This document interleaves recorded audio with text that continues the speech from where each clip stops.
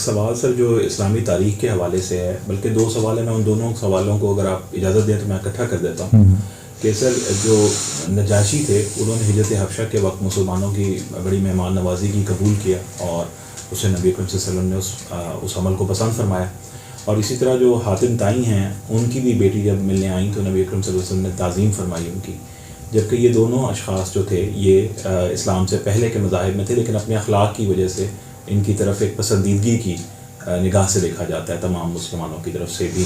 سر سوال صرف یہ ہے کہ آج کے دور میں بھی جو دوسرے مذاہب کے لوگ ہیں، جیسے رتفاؤ تھیں جو جزام کے مریضوں کی علاج کرتی تھی، مدر ٹریسا ہیں، یا گنگا رام کی جو خدمات ہیں لاہور کے حوالے سے، تو سر اس کو مسلمان کو ان لوگوں کو کس نظر سے دیکھنا چاہیے؟ ان کو ڈیفینیٹلی ان کو اچھی نظر ہی سے دیکھنا چاہیے. فلانتھروپسٹ ہیں، جو شخص بھی جو فرد بھی انسانیت کے لیے کام کرتا ہے وہ جیسے باقی انسانوں کے لیے قابل تکریم ہے، وہ مسلمانوں کے لیے اور زیادہ قابل تکریم ہونا چاہیے، اس لیے کہ وہ اسلام کے مقدار کی تکمیل کر رہا ہے. اسلام بھی فلاح انسانیت چاہتا ہے، اور ان میں سے کوئی شخص جو ہے آپ جو کام کرنا چاہتے ہیں، کوئی شخص آپ کو باہر سے آ کر آپ کے ہی کام کو ہاتھ بٹا دے تو آپ کو تھینک یو بولیں گے یا مخالفت کریں گے.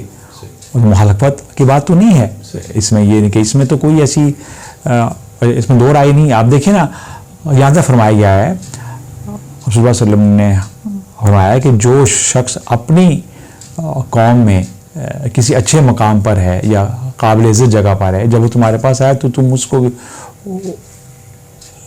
بھی عزت کی جگہ دو، یعنی کہ جو پروٹوکول اس کا اپنے معاشرے میں ہے اس کو وہی پروٹوکول تم یہاں بھی دو.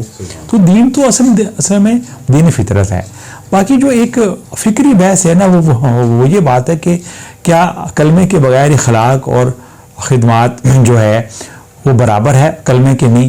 تو یہاں پہ جو ہے بیسید مسلمان بیسید کلمہ گو جو ہے وہ میں آپ سے کہوں گا کہ ایک شخص جو ہے روح تک تو پہنچ جاتا ہے، لیکن نور تک پہنچنے کے لیے اس کو نور محمدی سے متعارف ہونا پڑے گا.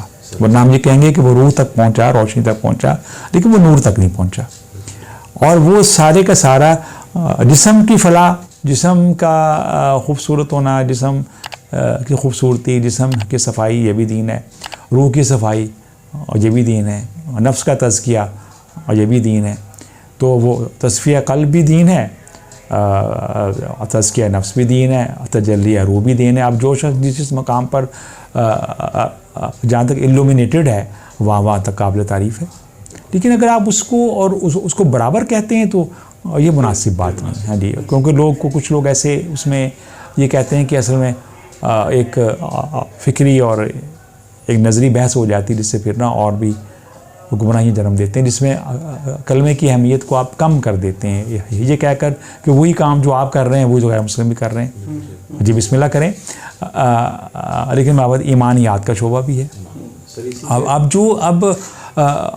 جو ایمان ہے وہ جب شامل ہوگا اخلاقیات کے ساتھ تو پھر بات جو ہے نور لا نور ہو جائے گی. تو جھگڑا کہیں نہیں ہے، یعنی کہ ہمارا کسی مذہب سے جھگڑا نہیں ہے، کسی فلانتھروپسٹ سے جھگڑا نہیں ہے. ہم جی وہ بھی جنت میں جائیں گے تو جائیں، 100 بار جائیں، ہمیں کیا اعتراض ہے؟ یہ بالکل صحیح. تو اس پر ہم کیوں فتویٰ لگائیں کہ ممکن ہے باطنی طور پر وہ اگر کلمہ پڑھ لیو تو جائیں، ممکن ہے ان خدمات کی سلے میں رب تعالیٰ ان کو کلمے کی روشنی بھی عطا فرما دیں اور ضرور جائیں. تو اس میں کوئی اعتراض نہیں ہے ہمیں، اور نہ اعتراض ہونا چاہیے اور نہ یہ بحث بنتی ہے، کیونکہ ہم نے تو سب دریاؤں کو سمیٹ کر چلنا ہے اور پھر واصل کلزم ہونا ہے.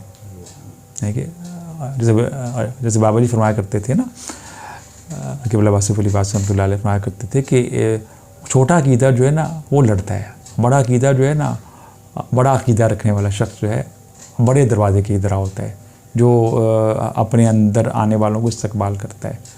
تو آپ فرماتے ہیں کہ دریا ملاپ کرتے ہیں، دریا لڑائیاں نہیں کرتے. تو اصل میں اسلام نے تو سب ندی نالوں اور دریاؤں کو لے کر پھر سوئے وحدت سوئے کلزم واصل ہونا ہے.